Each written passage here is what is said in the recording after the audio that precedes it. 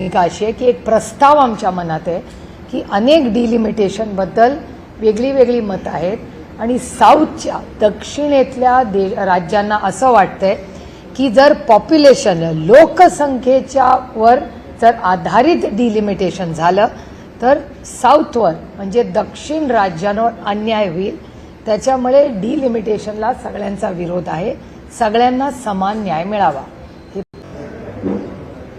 आज सकाळपासून एका जबाबदार वर्तमानपत्रात आणि काही प्रसार माध्यमांमध्ये काही गोष्टी आलेल्या आहेत ज्या अधिकृतपणे पक्षांनी राष्ट्रवादी काँग्रेस पक्ष शरदचंद्र पवार अधिकृतपणे कुठल्याही चॅनलशी किंवा कुठल्याही वर्तमानपत्राशी पक्ष बोललेला नाही। पक्षाच्या धोरणांबद्दल जी काही भूमिका वर्तमानपत्रात किंवा चॅनल्सवर आली ती सूत्रांच्या थ्रू आलेली आहे। फिजिकली ऑफिशियली कुठलंही स्टेटमेंट हे राष्ट्रवादी काँग्रेस पक्ष शरदचंद्र पवारांनी केलेलं नाही।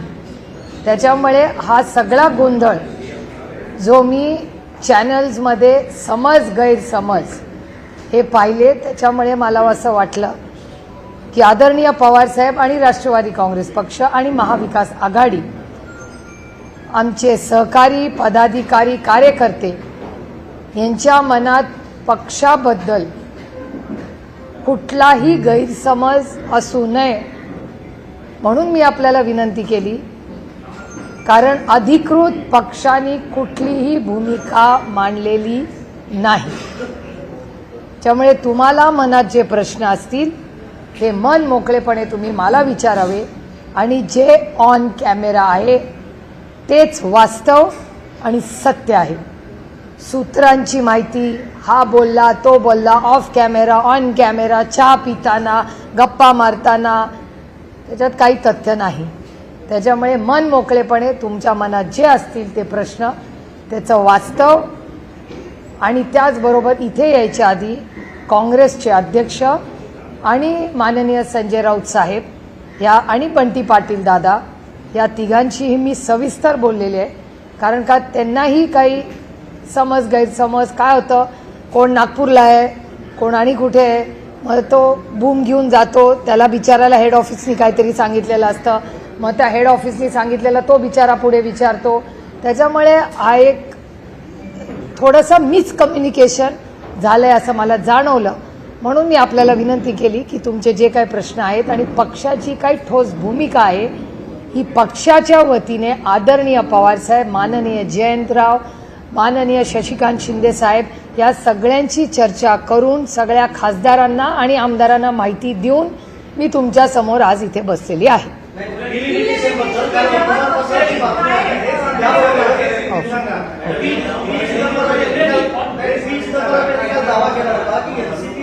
पक्ष जो आहे त्याचबरोबर जेडीयू यांना भाजपकडून गळ टाकली जाते। आताच्या घडीला डिलिमिटेशन बद्दल तुमच्या पक्षाची भूमिका काय आहे? एकतर बिल आलेलं नाही आमच्याकडे नवीन, त्याच्यामुळे नवीन बिल आल्याशिवाय बिलबद्दल मी कशी बोलणार। त्याच्यामुळे बिल काय येईल हे बिल आल्यावर 24 तासात त्याचा अभ्यास करून आमचा काय स्टँड आहे हे मी सांगू शकते। पण थोडंसं तुम्हाला इतिहासात नेते। इतिहास या बिलाचा असा आहे की जेव्हा एकतर महिला आरक्षणाचं बिल हे एकमताने भारताच्या संसदेत पास झालेलं आहे, हे वास्तव आहे या देशात। त्यामुळे महिला आरक्षणाचं बिल यूनॅनिमसली पास हो चुका है इस देश, हम सब ने पास किया है, एक मत से पास किया, ही एक भूमिका झाली। त्याच्यामुळे हे वास्तव आहे। त्याच्यानंतर माननीय किरण रिजिजू यांनी अरविंद सावंतजी शिवसेना, असद ओवेसी भाई, असद भाईंना, मला आणि अरविंद सावंतांना आम्हाला तिघांना त्यांनी बोलवलं दिल्लीत। त्या मीटिंगमध्ये त्या देशाचे गृहमंत्री माननीय अमित भाई शाही होते। त्यांनी आम्हाला सगळ्यांना असं ब्रीफिंग किरण रिजिजूंनी केलं दिल्लीमध्ये की आमचं सपाशी, काँग्रेसशी, DMKशी सगळ्यांचं वेगळं वेगळं बोलणं झालंय. आम्ही तुम्हाला तिघांना एकत्र बोलवलेलं आहे आणि आमची भावना आणि भूमिका अशी आहे की एक प्रस्ताव आमच्या मनात आहे की अनेक डिलिमिटेशनबद्दल वेगळी वेगळी मतं आहेत आणि साऊथच्या दक्षिणेतल्या राज्यांना असं वाटतंय की जर पॉप्युलेशन लोकसंख्येच्या वर जर आधारित डिलिमिटेशन झालं तर साऊथवर म्हणजे दक्षिण राज्यांवर अन्याय होईल. त्याच्यामुळे डिलिमिटेशनला सगळ्यांचा विरोध आहे. सगळ्यांना समान न्याय मिळावा हे पूर्णपणे रास्त आहे आणि आम्हाला सगळ्यांनाच मान्य. मग आता डिलिमिटेशनचा फॉर्म्युला काही बदलता येईल का? तर अमित भाई शाह आणि किरण रिजिजूंनी असा एक प्रस्ताव आमच्यासमोर ठेवला की आपण सरसकट काश्मीर टू कन्याकुमारी प्रत्येक राज्यामध्ये 50% सीट वाढतील. याचं उदाहरण मी समजून सांगते तुम्हाला की समजा 48 सीट महाराष्ट्रात आहे. 48 तर 50% किती होतं? 24. म्हणजे 48 प्लस 24 म्हणजे 72. म्हणजे महाराष्ट्रातून 72 खासदार निवडून जातील. आणखीन एक उदाहरण तेथे समजून सांगायला सोपं करण्यासाठी सगळ्यांना की उत्तर प्रदेशमध्ये 80 खासदार निवडून जातात. त्याचा 50% म्हणजे 40. म्हणजे उत्तर प्रदेशातून 120 खासदार जातील. सोपं झालं? क्लिअर? No confusion?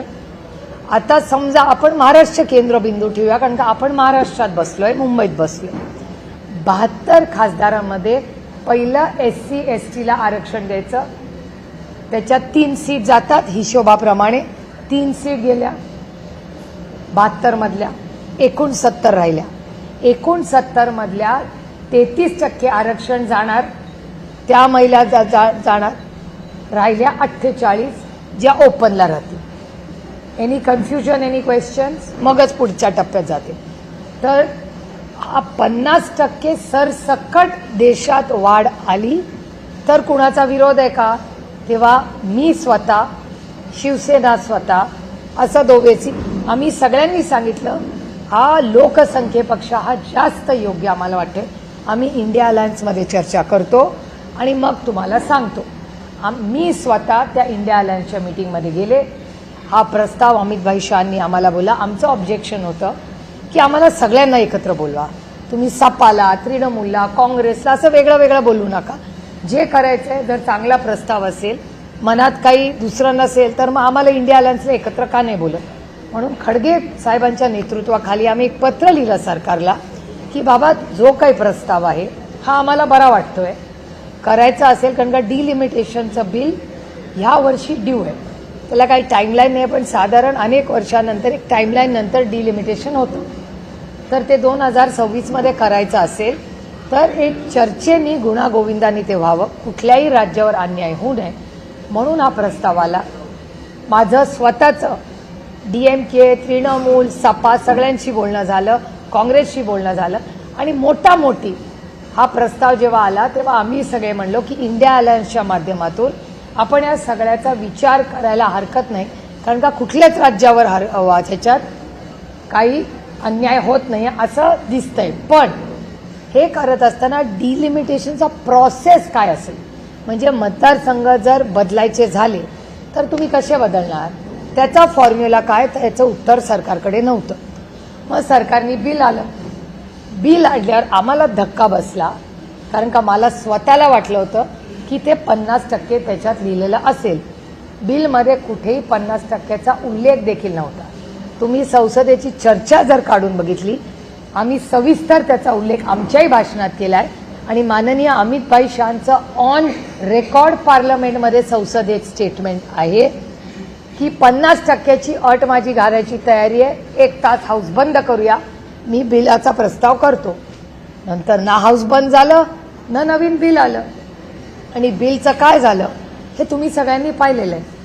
त्याच्यामुळे 50%. आता मला कोणीतरी परवा व्हॉट्सॲपवर विचारलं तुमचा डिलिमिटेशनला सपोर्ट आहे का, तर मी म्हणलं जेव्हा मागच्या वेळीच माझं बोलणं आणि मी कुणाशीही बोललेले नाही, मला कुठल्याही प्रसार माध्यमातून मीडिया हाऊसनी विचारलेलं नाही, मी कुणाशी वर्बली बोललेले नाही.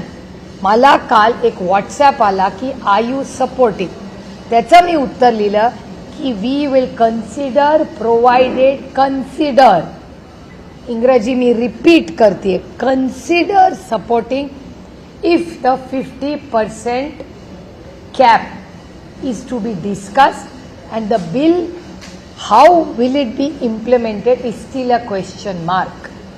एवढं सविस्तर मी व्हॉट्सॲपवर एक प्रायव्हेट कॉन्व्हर्सेशनमध्ये हे सांगितलेलं. आता प्रायव्हेट कॉन्व्हर्सेशन्सच्या जर बातम्या होत असतील तर मग आता आजपासून तुमच्याशी प्रायव्हेट व्हॉट्सॲपवर का बोलायचं का नाही हा पण प्रश्न झाला. कारण का एक तुम्ही मला प्रश्न विचारला, तो मैत्रीत मी त्याचं तुम्हाला उत्तर दिलं. ती बातमी होणार असेल तर आजपासून मी तुम्हाला जेव्हा बोलीन on record, off record, WhatsApp, मी असं समजीन की तो कॅमेरा चालू आहे. कारण का ती व्हॉट्सॲप ही काय आमचा खूप गांभीर्याने काम करणारा पक्ष आहे, त्याच्यामुळे व्हॉट्सॲपवर आम्ही धोरणं नाही ठरवत. बिल तर हातात आलं पाहिजे. मी सपोर्ट करायला माझ्या हातात बिल तर असलं पाहिजे. बिलच आलेलं नाही, सपोर्टचा विषयच येत नाही. पण जुन्या बिलमध्ये काय होतं याची चर्चा जरूर झाली आहे. मी आजही जेव्हा राऊत साहेबांशी बोलले तेव्हा राऊत साहेबांनी मला हे सांगितलं की हो सुप्रिया, तू म्हणलीचे बरोबर आहे. मी उद्धवजींशी बोललो, आम्ही अरविंद सावंतांनाही बोलून घेतलं.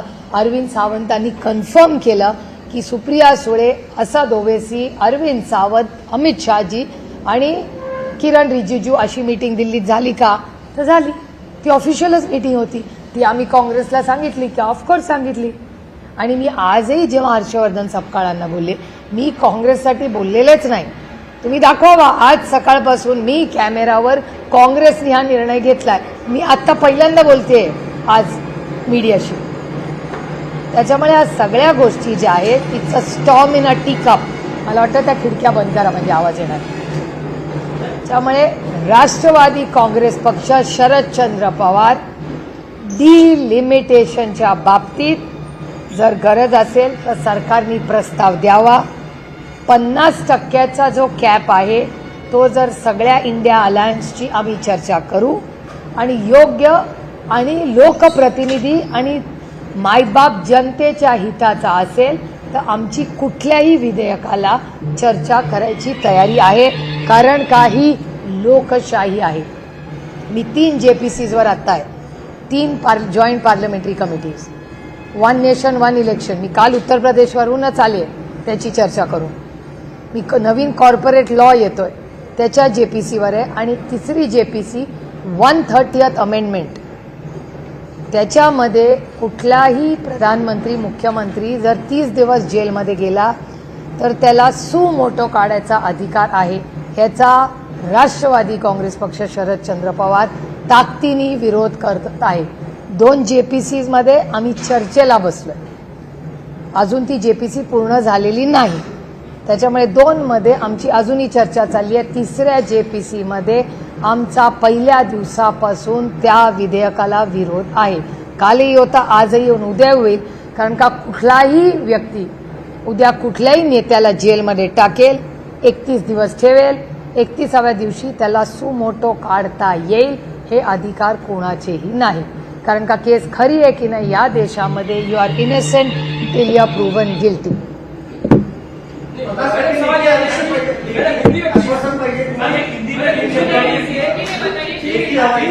मला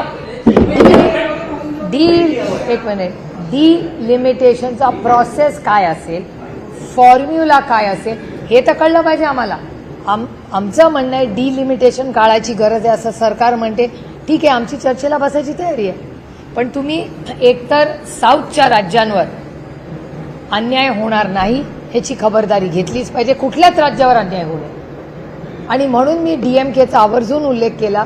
कारण का DMK पक्षाची माझं सविस्तर बोलणं झालेलं आहे. आणि 50% सीट जर वाढणार असतील तर DMK याचा विचार करायला, मी हो म्हणलेले नाही, विचार करायला आपण सगळे इंडिया अलायन्समध्ये बसूया. ही DMKची लाईन मी स्वतः ऐकलेली आहे. त्याच्यामुळे त्यांच्या ह्या सगळ्यांबरोबर चर्चा करूनच इंडिया अलायन्स एक मताने निर्णय घेईल. असं झालं त्याच्या आधी ना 50%चं आलं ना फॉर्म्युला आला आणि विधेयक पडलं. आणि त्याच्यामुळे नवीन विधेयक आमच्याकडे आलेलं नसल्यामुळे आम्ही विधेयकावर कसं बोलणार.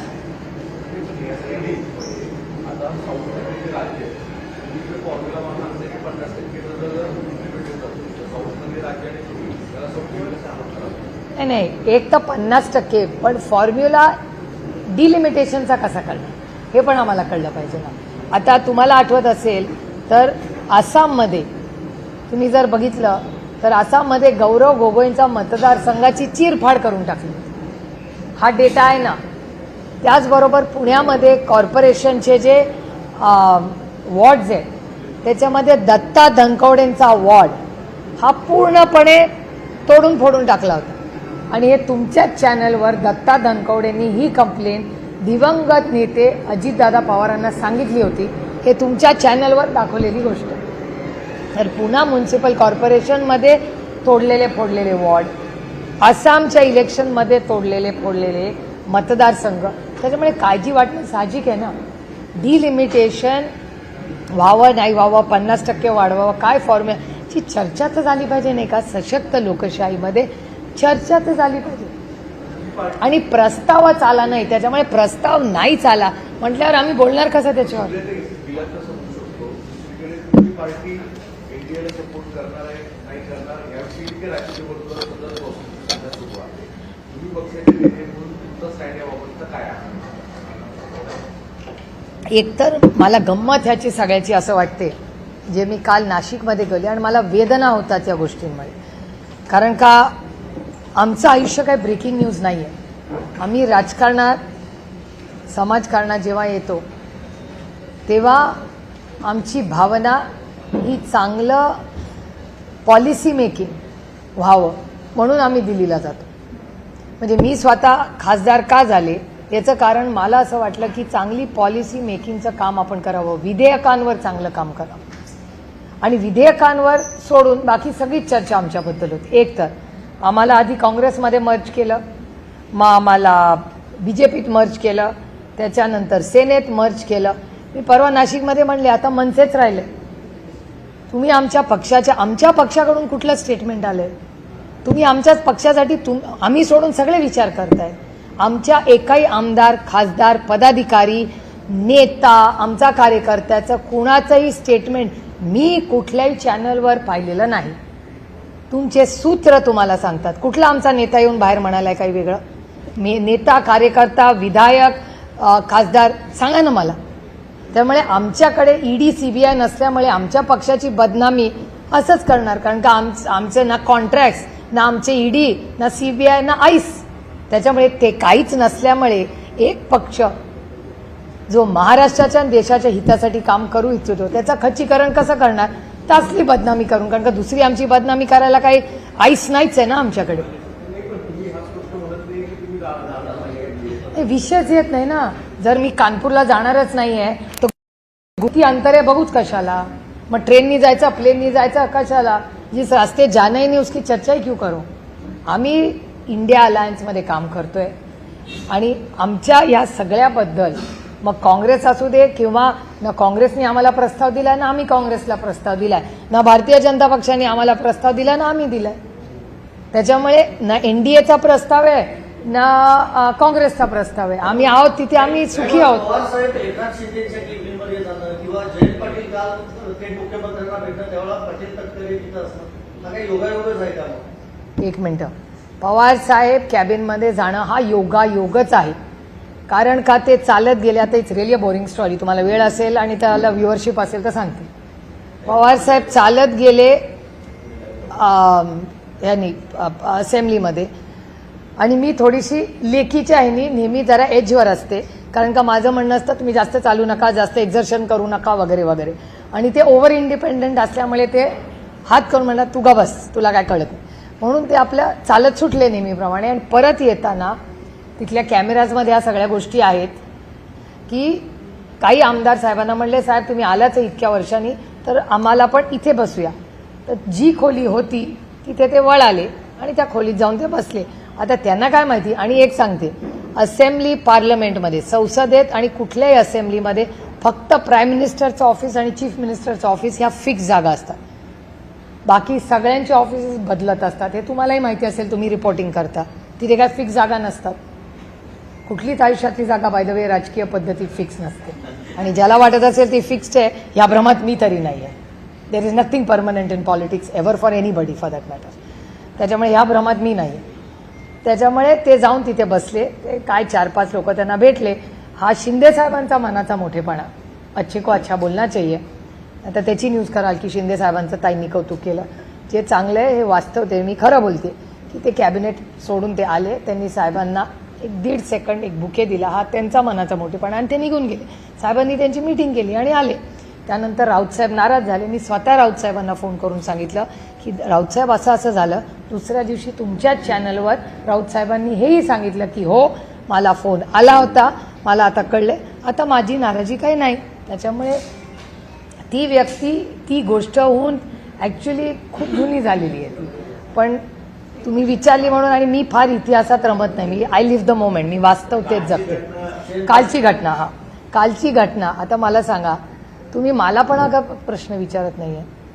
काल माझा ब्रेकफास्ट उत्तर प्रदेशमध्ये योगी आदित्यनाथजींबरोबर होता. माझं लंच डिम्पल यादवांकडे होतं. मग तुम्ही मला हा प्रश्न विचारत नाही की तुम्ही यांना का भेटला? हा पण प्रश्न आहेच ना. योगीजींकडे आम्ही गेलो होतो 1 नेशन 1 इलेक्शनच्या कामासाठी. हा योगीजींनी एक मुख्यमंत्री म्हणून आम्हाला गाईड दिलं. आम्ही भेटलो, आम्ही फोटो काढला, आम्ही ट्विट केला त्यांचे आभार मानून. डिम्पल यादव आणि अखिलेश यादव यांचे आमचे कौटुंबिक संबंध आहेत. मी त्यांना भेटायला गेले उत्तर प्रदेशला गेल्यावर. धर्मेंद्र भैया आणि मी पूर्ण 2 दिवस एकत्र होतो सपामध्ये. ह्या काय प्रत्येक जण कुणाला भेटला म्हणून काही कट कारस्थानासाठीच भेटतं हे खरंच मनातून काढून टाकाय. दुर्दैव आहे की महाराष्ट्राच्या राजकारणात कोणी भेटलं म्हणजे काहीतरी कट कारस्थान करते. एक हा माझा भूल. जयंतराव काल ऑफिशियली माननीय मुख्यमंत्र्यांचा वेळ मागून गेले होते. माननीय मुख्यमंत्र्यांना ते हे सांगायला गेले होते की राष्ट्रवादी काँग्रेस पक्ष शरदचंद्र पवार ह्याचा नगराध्यक्ष, त्या नगराध्यक्षावर चुकीच्या पद्धतीने ॲक्शन घेतलेली आहे.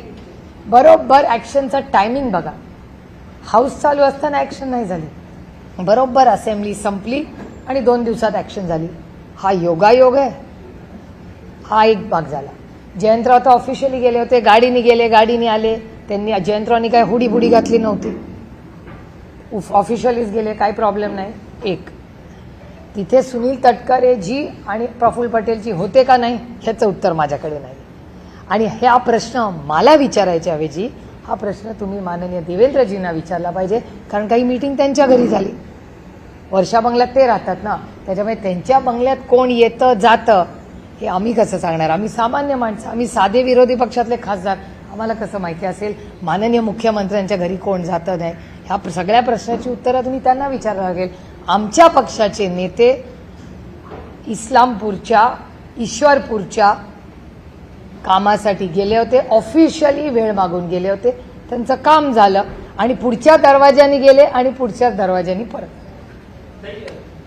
या मतदारसंघ पुनर्रचनेच्या बिलच्या संदर्भात तुम्ही म्हणता की 50% सरसकट जर जागा वाढत असतील तर त्या संदर्भात इंडिया अलायन्समध्ये त्या संदर्भातली चर्चा होईल. परंतु जर एकीकडे पाहिलं तर हे जे काही पुनर्रचना होते त्याच्यानुसार उत्तर भारताला एक वेगळं माप दिलं जाणार आहे, दक्षिण भारताला एक. तसं होणारच नाही ना. जर 50% आलं तर मग कसं माप होईल? स्टँडर्डायझेशनच होईल ना काश्मीर टू कन्याकुमारी. म्हणजे मेजॉरिटी मतदारसंघ वाढणार, अर्थातच तिथे 500 अधिक मतदारसंघ बनतील, दक्षिणेकडे 300 मतदार.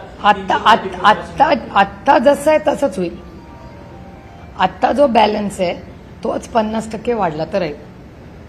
आत्ता जेवढे तेवढीच टक्केवारी राहणार ना, टक्केवारी थोडी बदलते. परंतु एकीकडे उत्तर भारतात जो डॉमिनेट करणारा पक्ष असेल तोच संपूर्ण देशभर राज्य करत. Not necessary. सगळं साऊथ हारले तर कसं करतील? किती सीट आले तरी 800 सीट होतील ना, मग गेम विल चेंज. पण तुम्ही समाधानी असणार म्हणलं की जसं महाराष्ट्रात सुद्धा 72 परत आपली संख्या नाही आणि कोणत्याही राज्यावर अन्याय होऊ नये अशी आपली भूमिका आहे. क्लिअरली. तर 50% वाढले तर या सूत्राबरोबर. पण त्याच्याबरोबर एक तर प्रस्ताव तर येऊ द्या. मागच्या वेळेस आम्हाला बोलवलं मीटिंगमध्ये पण बिलमध्ये आलंच नाही, म्हणून आम्ही बिलला विरोध केला. म्हणजे आम्हाला बोलून सांगितलं एक आणि बिलमध्ये प्रिंटमध्ये आलं नाही. आता आपण जे बोलतो ते बिलात यायला पाहिजे ना. पण ते काँग्रेसचा या संपूर्ण 50%ला जर विरोध असेल चर्चा. तर मग तुम्ही काँग्रेस सोबत राहणार की नाही, आम्हाला बिल आल्याशिवाय मी बोलणार नाही. बिल आल्याशिवाय मी कसं बोलणार? कारण का इम्प्लिमेंटेशन कसं करणार हा पण एक मोठा मुद्दा आहे ना. कारण का जर सीट असतील तर त्या सीटमध्ये फॉर्म्युला काय असेल त्याचं क्लॅरिफिकेशन केंद्र सरकारला आम्हाला द्यायला लागेल. कन्सिडरिंग ह्या विषयाला काँग्रेसचं काय मत आहे? काँग्रेस पण कन्सिडरिंगचा विचार करतात. त्याचं ते काँग्रेसला विचारा. मला तुम्हाला विचारतो तुमचं नाही, जेव्हा मोठामोठी आमचं इंडिया अलायन्समध्ये मीटिंग झाली होती तेव्हा आमचं सगळ्यांचं एक मत होतं की फॉर्म्युला काय हा आम्हाला इन रायटिंग पाहिजे. इन रायटिंग असल्याशिवाय कसं आम्ही मतदान करणार? आणि हे पार्लमेंट आहे काय माझ्या घरचा कार्यक्रम नाही आहे की आता तुम्हाला एक वाटलं मला एक वाटलं ठरवलं असं नसतं. It's a very serious bill. India अलायन्सच्या 50%च्या व्यतिरिक्त काही अटी शर्ती असू शकतात. नाही, फॉर्म्युला काय जसं आसाममध्ये मतदारसंघ तोडले फोडले तसं होऊ नये. डिलिमिटेशन व्हावं ते कुठल्या तरी नियम कायद्यात झालं पाहिजे, कुठल्या एका पक्षाच्या मनमर्जीनी नाही. पण तरी सातत्यानं जयंत पाटील यांच्यावरती प्रश्नचिन्ह उपस्थित होतं. कारण या जयंत पाटलांनी सगळ्या आमदारांची मिटिंग विधिमंडळात घेतली, त्याच्यानंतर प्रत्येकाची मतं जाणून घेतली, अशा पद्धतीच्या बातम्या समोर आल्या. एक मिनिट, जयंतरावांनी मीटिंग कुठे घेतली? विधिमंडळ कधी? या अधिवेशनामध्ये कधी घेतली? आतला कंटेंट तुम्हाला कोणी सांगितलं? सूत्र कोण आहे? मग सूत्र जर सांगत नसेल तर त्या सूत्रावर कशाला विश्वास ठेवताय? कारण का त्या सूत्रांनी जे जे सांगितलं आजपर्यंत खरं आलं का? काय त्याच सूत्रांनी तुम्हाला हे सांगितलं? मग हा सूत्र खूपच ग्रेट आहे ज्याला सगळ्या पक्षातलं सगळं माहिती आहे. पण त्याला 1.5 वर्ष लागलं. 1.5 वर्ष मी ऐकते ऑपरेशन टायगर. 1.5 वर्ष मी ऐकते. एक तर राष्ट्रवादी काँग्रेस पक्षात संवाद हा आदरणीय पवार साहेबांचा देशात सगळ्यात छोटातला छोटा कार्यकर्ता त्यांना सकाळी घरी जाऊन भेटतो. त्याच्यामुळे मी काय नवीन तुम्हाला सांगत नाही. आम्ही काय स्पेसिफिकली हॅलो तुला कोणाचा फोन आला का असला आमच्याकडे चालत नाही. आमचा पक्ष फार गांभीर्याने राजकारण आणि समाजकारण करतो. आमचे सगळे आमदार आणि खासदार हे 24/7 कुठे असतात हे तुमच्या सगळ्या चॅनलवर दिसतं. कारण का आमचे आमदार खासदारांना सुट्टी घ्यायची वेळ नसते. आमचे सगळे खासदार आणि आमदार फुल टाईम लोकसेवेत असतात. पक्ष एका डायरेक्शननी काम करतो. सगळे 24/7 आदरणीय पवार साहेबांच्या कॉन्टॅक्टमध्ये असतात. राष्ट्रवादी काँग्रेसचा एकही खासदार आणि आमदार कुठलाही वेगळा निर्णय घेणार नाही. जो काही निर्णय घेतील ते सगळे एकत्र एका मताने आदरणीय पवार साहेब केंद्रबिंदू ठेवूनच निर्णय घेतील.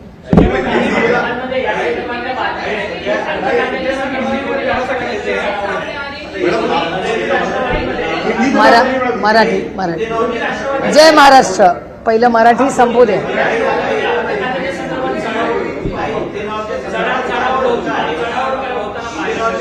एक मिनिट काहीतरी हा महत्वाचा मुद्दा आहे. कारण का महाराष्ट्राची आर्थिक परिस्थिती अतिशय अडचणीत आणि गंभीर आहे. त्याच्यामुळे त्यांचा अर्थचा एक प्रश्न विचार. तुमचा पक्ष सत्तेत जाणार या सगळ्या माध्यमांमध्ये बातम्या येतात आणि त्याच्यामध्ये पण महत्वाची गोष्ट अशी की जयंतराव यापूर्वी देखील जयंत पाटील सर यापूर्वी देखील या राज्याचे अर्थमंत्री राहिलेले आहेत. त्यामुळे अर्थ खातं सध्या अर्थ खात्यावरतूनच त्या राष्ट्रवादीमध्ये चढाओढ आहे आणि ही राष्ट्रवादी देखील चढाओढ करते अर्थ खात्याची. अशा प्रकारच्या माध्यमांसमोर बातम्या येतात. त्यामुळे पक्ष इंटरेस्टेड आहे का सत्तेत जाण्याकरता या खात्याच्या संदर्भात? मला गंमत वाटते. गेले 12 वर्ष माझा तुम्ही शपथविधी घेताय बरोबर ना? 12 वर्ष करताय की नाही माझा शपथविधी तुम्ही? हे मी नाही, तुमचा डेटा काढून बघा. सुप्रिया सुळेंचा शपथविधी आहे आणि माझं डिपार्टमेंट पण तुम्ही अनाऊन्स करता. बिचाऱ्या मोदीजींना तेवढा तरी अधिकार द्या माझं डिपार्टमेंट ठरवायचा. त्याच्यामुळे ह्या सगळ्या ज्या स्पेक्युलेशन अर्थ खात्याचा तो विषय माननीय देवेंद्रजींचा अंतर्गत विषय ना. मुख्यमंत्री ठरवतो कुणाला काय द्यायचं. हा प्रश्न मला विचारायच्या ऐवजी हे सगळे जे काल रात्रीची मीटिंग वर्षामधली त्याच्यात कोण होतं कोण नव्हतं अर्थ खातं हे सगळे प्रश्न मी नाही याची उत्तरं देऊ शकत. याची उत्तरं फक्त आणि फक्त या राज्याचे माननीय मुख्यमंत्री देऊ शकतात.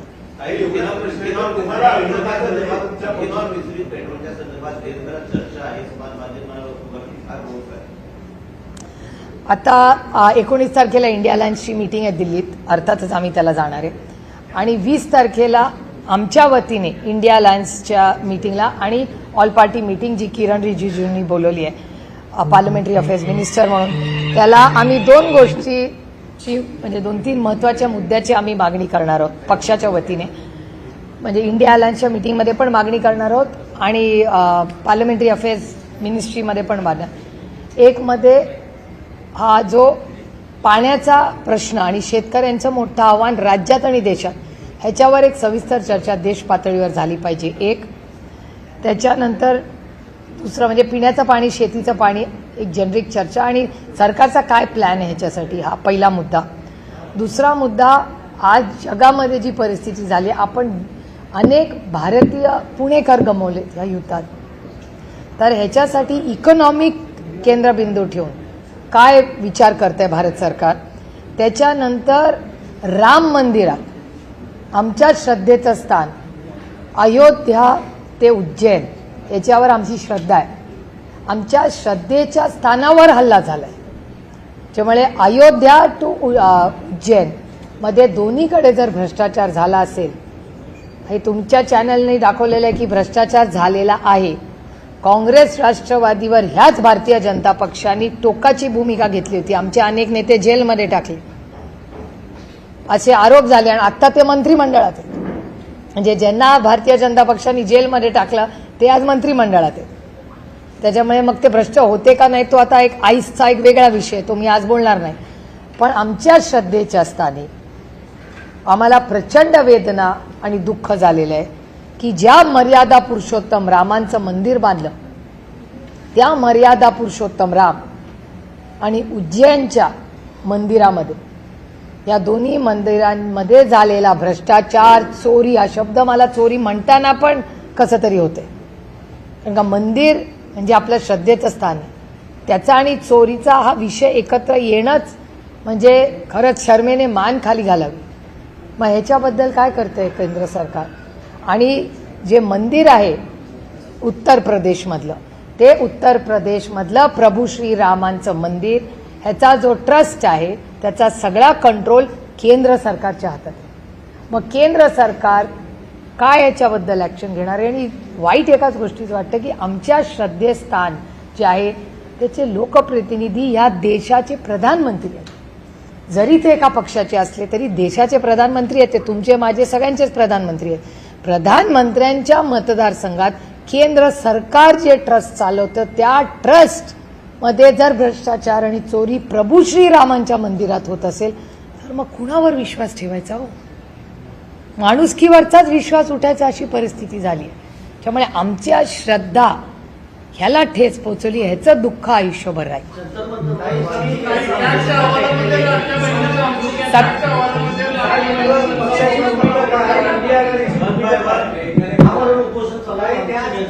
मी आमच्या पक्षाच्या वतीने आम्ही आमचे जे स्पोक्सपर्सन आहेत, दिल्लीचे अध्यक्ष आहेत, ते ऑलरेडी तिथे जाऊन आले आहे आणि 17 तारखेला मी स्वतः दिल्लीला जाणार आहे. माझी JPCचा रिपोर्ट आहे, फायनल रिपोर्ट, तेव्हा मी स्वतः जंतर मंतरला जाणार आहे. चर्चा नाही, मला जे उत्तर प्रदेशमधल्या वर्तमानपत्र आणि तुमच्या चॅनल्सनी जे व्हिडिओ दाखवले त्याच्यावरनं मी बोलतो. आणि तुम्ही आता म्हणाल की काल सीएम सोबत तुम्ही होते युपीला, या संदर्भात त्यांच्याशी काय बोलणं झालं काय? नाही, कालची चर्चा वन नेशन वन इलेक्शन बद्दल होती. काल स्पेसिफिक ऑल पार्टी डेलिगेशन होतं, 25 खासदार होते, CM, दोन्ही DCM, त्यांचे स्पीकर, लीडर ऑफ ऑपोजिशन, या सगळ्यांची एक मोठी मीटिंग होती काल लखनौला. आणि त्या मीटिंगमध्ये वन नेशन वन इलेक्शन व्हावं का नाही व्हावं ह्याच्यावर त्यांच्या पक्षाची काय स्टँड आहे त्याच्याबद्दलची ती चर्चा होती. काही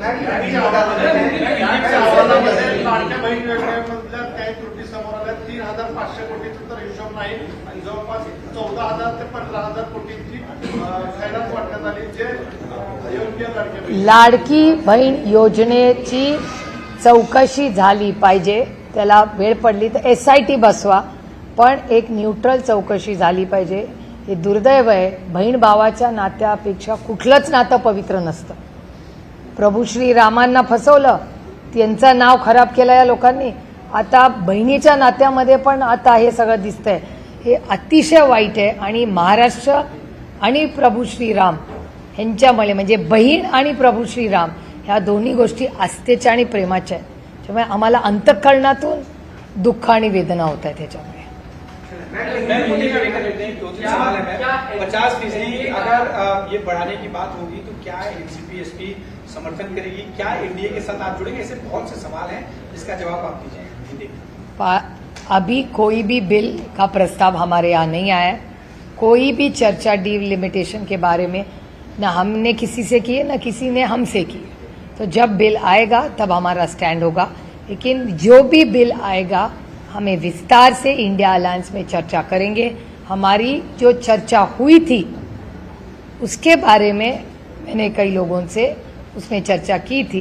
तब डीएमके हो, हम हो, सपा हो, 50% के बारे में हम सोचेंगे ऐसा हमने कहा था अभी जो सत्ता में है उनको. लेकिन वो बिल में नहीं आया, इसलिए वो बिल तो गिर गया.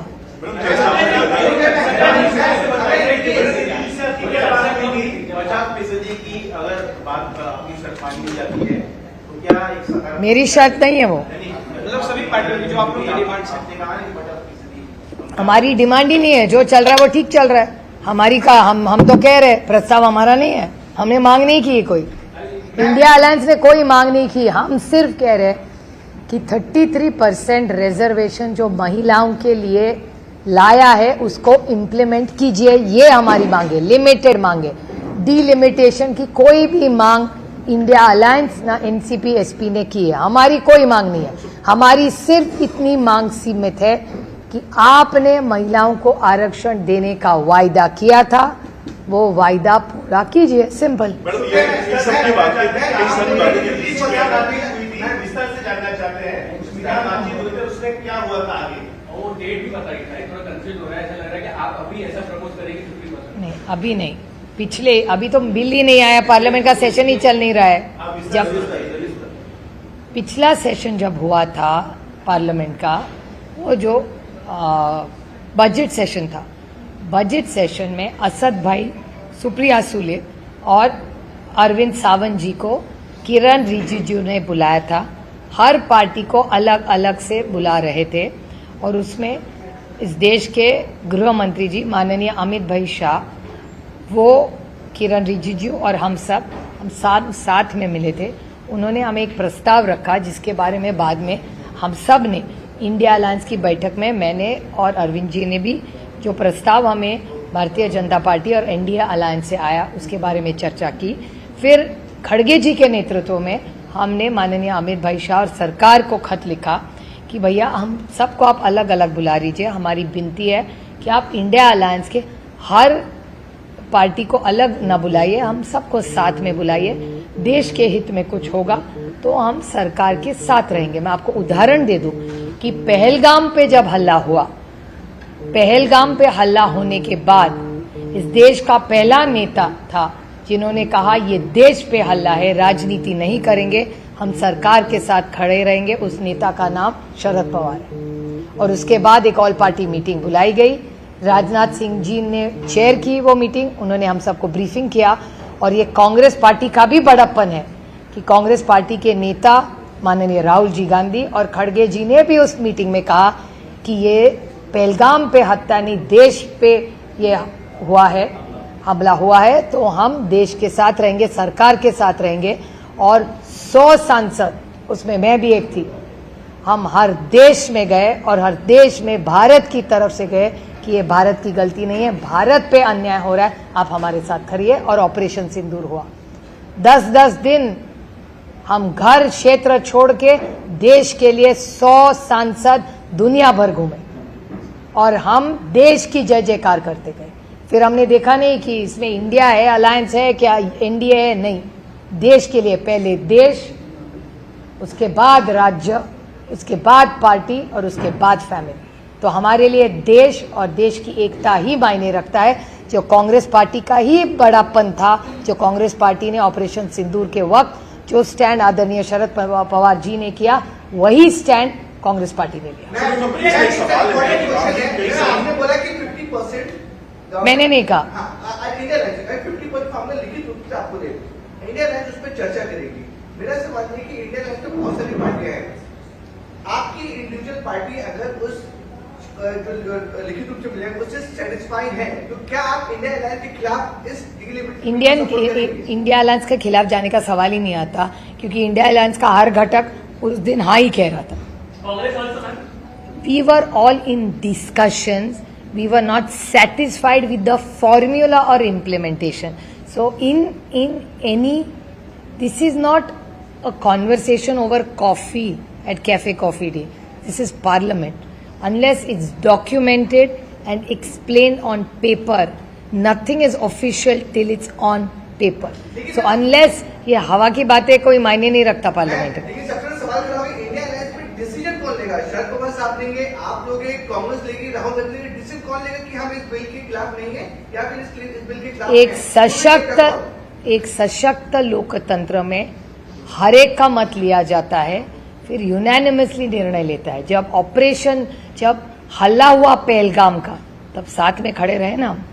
ऑपरेशन सिंदूर का इम्प्लीमेंटेशन हुआ ना, तब इंडिया अलायंस खड़ी रही ना. जब हल्ला देश पे हुआ, आप भूल रहे कि operation Sindur is an outcome of an attack on India, तब खड़ी रही ना इंडिया अलायंस साथ में. इंडिया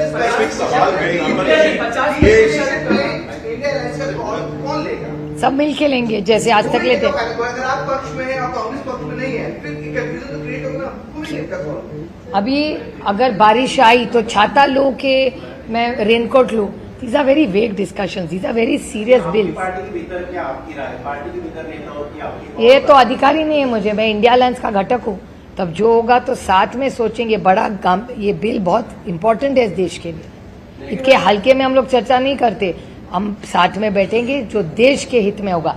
अब मैं और एक उदाहरण दूं. जीएसटी का बिल हमने पास किया ना. आप चिदम्बरम जी के बारे में कह रहे थे. चिदम्बरम जी ने कितने सुझाव दिए थे उस बिल में? आप उनका भाषण निकालिए. बहुत सारे सुझाव दिए थे और हम सब ने मिलकर जीएसटी का यूनानिमसली बिल पास किया था, क्योंकि वो बिल हमारा ही था. मनमोहन सिंह जी का बिल था जीएसटी का, जो मोदी साहब ने pass KIA.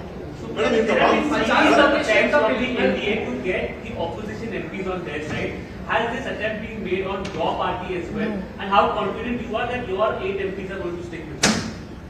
Nobody has made any attempts towards me or my MPs to the best of my knowledge. So, I don't have so much spare time to indulge in gossip. And I don't believe in sources. I believe in reality.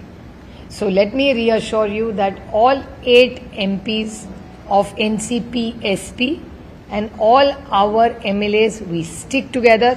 Whatever decision we'll be taking, please understand, NCP is a party where Shri Sharad Pawar not only leads it, he invests in everybody and he listens. His biggest strength as a leader that he's an amazing listener.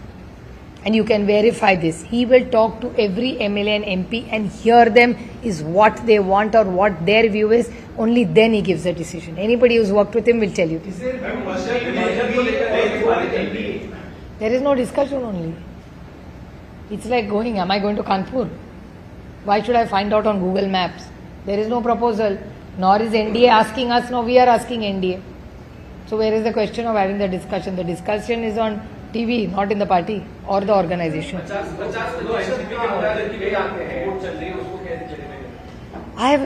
First of all, I don't owe anybody an explanation. I only an explanation to the NCP SP cadre. Till my brother was alive, was there dialogue? 100%. Was it my brother's last wish for all of us to come together? Yes, it was. It was my brother's last wish for both the NCPs to work together and be together. Unfortunately, my brother passed away. So now there is no reason to have this conversation because my brother is no more. Party में ऐसी चर्चा beach beach में आती है कि विधायक चाहते हैं, सांसद चाहते हैं कोई एनडीए के साथ जाए, कांग्रेस के साथ जाए या दोनों एनसीपी का मर्जर. पार्टी के डिस्कशंस हर हफ्ते होते हैं. मुझे किसी पार्टी के ना किसी नेता ने, ना किसी विधायक ने, ना किसी कार्यकर्ता ने, ना मुझे बोला है, ना किसी मैंने सुना है. मैं तो सिर्फ टीवी पर सुनती हूँ और सूत्र से सुनती हूँ. पार्टी में ऐसी कोई चर्चा, हमारी हर हफ्ते पार्टी होती है, उसका पार्टी की मीटिंग का हर फोटो भी ट्वीट होता है. तो आपको पता है हम लोग कितने बार मिलते हैं. उसको लेके भी चर्चाएं सामने आ रही है. साथ ही साथ वहाँ पे सुनील तटकरे थे, ऐसी भी सुनने में आ रहा है, आपका क्या कहना है? देखिए, जयंत पाटिल जी हमारे पार्टी के बहुत वरिष्ठ नेता है।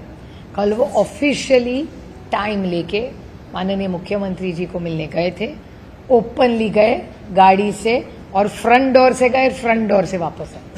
एक बाकी माननीय मुख्यमंत्री जी के घर के ऑफिस में और कौन था, इसका जवाब मैं कैसे दे सकती हूँ? इसका जवाब सिर्फ माननीय मुख्यमंत्री जी सकते, उनका घर है, वो जिसको बुलाए ना बुलाए हमको कैसे पता होगा?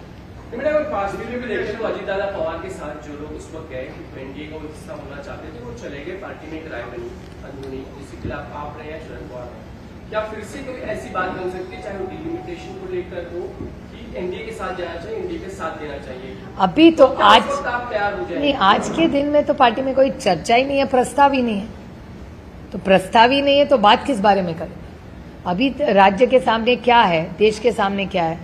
आज बारिश, पीने का पानी, ये तो बड़े मसले हैं ना देश के सामने। अजीत दादा पवार जब गए तब हालात बहुत अलग थे। आज दादा नहीं रहे, इसलिए मैं कुछ नहीं कहूंगी इसके बारे में, लेकिन आप भी जानते हैं और मैं भी जानती हूँ कौन क्यों गया। लेकिन आज मेरा भाई नहीं है तो मैं उसके बारे में कुछ नहीं कहूँगी। उस वक्त जो प्रेशर था, दादा मान रहे थे चले जाना चाहिए, क्या विद इन पार्टी अभी भी उस तरह का प्रेशर कहीं से है कि हाँ इंडिया का हिस्सा होना चाहिए, सत्ता के साथ जाना चाहिए, कई काम हो जाते हैं? आज के दिन हमारे पार्टी में ऐसी कोई ही चर्चा नहीं है, न प्रस्ताव आया है, न हमने किसको प्रस्ताव दिया। हम विरोध में बैठे हुए हैं, हमारे काम नहीं होते, इसलिए हमें सरकार के साथ जाना चाहिए। क्या इस वक्त आपके साथ कोई स्थिति है? क्या ये स्थिति आपके साथ है क्या? नहीं, हमारे साथ ऐसी कोई स्थिति नहीं। चर्चाएं जो है वो चल रही है, सुनेत्रा पवार जी को अभी भी फाइनेंस डिपार्टमेंट स्टेट सीएम ने दिया नहीं है, उसको लेके भी एक मुलाकात आने वाले समय में हम करेंगे, ऐसा कुछ सुनील गडकरी कह रहे हैं, लेकिन ये पूरा डिसीजन अभी भी सीएम के ऊपर है। देखिए, एक राज्य का सीएम ही तय करता है ना कौन सा डिपार्टमेंट किसको दे, ये तो मुख्यमंत्री का अधिकार है, वो कैसे आप छीन सकते हैं? भाजपा ये महत्वपूर्ण जो डिपार्टमेंट है वो एनसीपी को दे पाएगा, उतने काबिल लोगों को? वो उनके आगाड़ी का युति का अंतर्गत मामला, मैं एक दूसरे के घर में क्यों झांकू, वो देख लेंगे।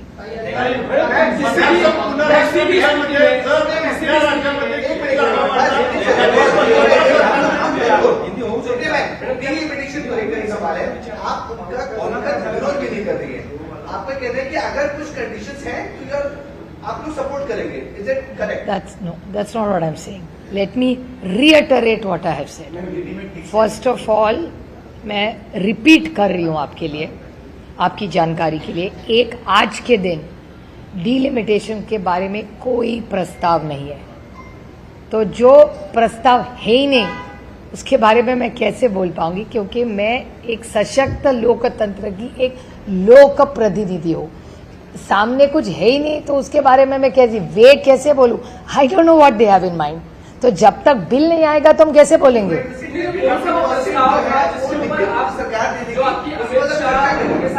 मैं आपको एक उदाहरण दूं, हम लोग हमारा काम बहुत सीरियसली लेते हैं, हम लोग हल्के में नहीं लेते। मैं आपको एक उदाहरण दूं, हम इंडिया अलायंस में हैं, 130th अमेंडमेंट का बिल आया, उसकी जेपीसी हुई। हमको किसी ने इंडिया अलायंस में नहीं कहा कि आप जेपीसी में मत जाइए।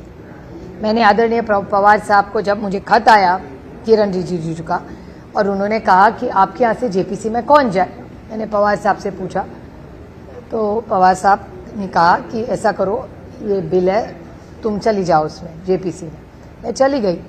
मुझे कांग्रेस से फ़ोन आया दूसरे दिन कि तुम लोग ने कैसे जेपीसी में चले गए। तो बोले हमारा तो विरोध है। बोला हमारा भी विरोध है। तो कांग्रेस ने कहा लेकिन हमने बॉयकॉट किया है। बोले हमें तो बॉयकॉट नहीं किया है, लोकतंत्र में बॉयकॉट करने से क्या होगा, हम लोग ने जाके डिसेंट करना चाहिए वहाँ। तो उन्होंने कहा लेकिन हमने किया। मैंने कांग्रेस को कहा भैया आपने तो मुझे बोलते, तो मैं मेरे वरिष्ठ नेता से पूछ लिया, आपने तो मुझे बोला भी नहीं कि आप बॉयकॉट कर रहे, तो मुझे पता नहीं ना, हमने तो नाम भेज दिया। फिर मैं पवार साहब के पास फिर से गई और बोली कि कांग्रेस ने ऐसा प्रस्ताव किया है कि हम बॉयकॉट करें, जेपीसी में ना जाए। तो पवार साहब ने मुझे कहा देखो मेरी राय ऐसी है कि पार्टी से आप सबसे बात कर लो, सब सांसदों से बात कर लो, लेकिन मेरी राय ऐसी है कि वो जॉइंट पार्लियामेंट्री कमेटी एक प्रोसेस का एक भाग है। बॉयकॉट करने से कुछ नहीं होगा, क्योंकि it gives equal representation to a issue. अगर तुम उसमें चली जाओगी तो हमारा डिसेंट रिकॉर्ड पे आएगा। बॉयकॉट करोगी तो किसी को पता नहीं चलेगा कि तुमने बॉयकॉट किया। रिकॉर्ड पे लाओ कि हमारा डिसेंट है, हमारा रिकॉर्ड पे आएगा कि NCP SP is against this bill and we are giving a dissent note 1। दूसरी बात, जब मैं जेपीसी में गई और मुझे ध्यान में आया कि कोई ऑपोजिशन इंडिया अलायंस की पार्टी नहीं है, मैंने चेयरमैन को विनती की, आप फिर से सबको विनती की, सब पार्टियों को हमने विनती की कि आप सब आइए, विटनेस करिए और डट के विरोध करिए। लेकिन उनका सबकी राय ऐसी रही कि उनको विरोध नहीं करना है, उनको बॉयकॉट करना है। ठीक है, उन्होंने बॉयकॉट किया। असद ओवैसी और सुप्रिया सुले दोनों हैं उस जेपीसी में, हम डट के विरोध करते हैं उसका। मेरी डिसेंट नोट कल चली जाएगी, आपको रिपोर्ट में दिखेगी। तो तब इंडिया अलायंस में कांग्रेस ने बॉयकॉट की जेपीसी, हमने बॉयकॉट नहीं की, हम उसी में गए लेकिन विरोध किया। विरोध कांग्रेस ने भी किया, विरोध एनसीपी एसपी ने भी किया, लेकिन हमारी स्टाइल अलग थी। हमने वहां जाके विरोध किया, उन्होंने बॉयकॉट करके विरोध किया। What is the difference? It's the same. विरोध के तरीके में एक फर्क था, इसलिए सवाल है कि अगर क्या ऐसी स्थिति अगर बनती है जो आप का फॉर्मूला हो तो एनसीपी एसपी तैयार हो जाएगी। लेकिन डीलिमिटेशन का फॉर्मूला क्या होगा वो भी मांग रहे हैं ना हम, वो कुछ प्रस्ताव आया ही नहीं है अभी तक। पिछली बार क्या बैठक में आपने बता दिया, उस बैठक में जिसको सरकार ने एग्री कर दिया कि हमें ला सकते हैं। नहीं, सरकार को हम लोग पूछ रहे हैं कि आप डीलिमिटेशन कैसे करेंगे, फॉर्मूला क्या है, उसका जवाब जब तक नहीं आता तब तक बिल का हम लोग कैसे समर्थन कर सकते हैं।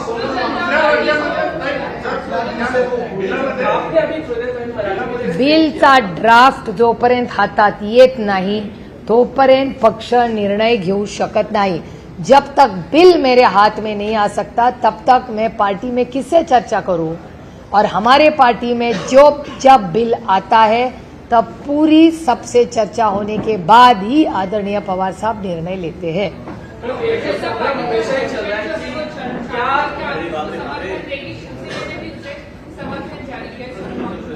हाँ,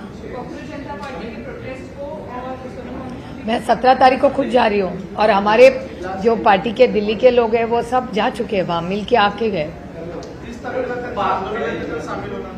कधी? 20 तारखेला कोणाचं? आम्हाला काय अजून काय त्यांच्याकडून प्रस्ताव किंवा माहिती काय आलेली नाही, जेव्हा येईल तेव्हा बघू। पण 17ला मी स्वतः जाणार आहे।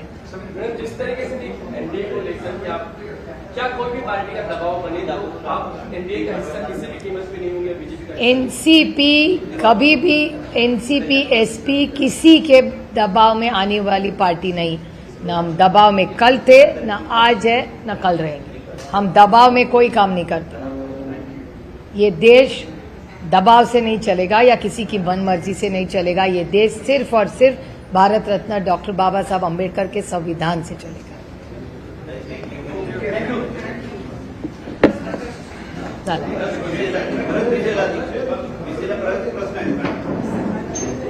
I told you.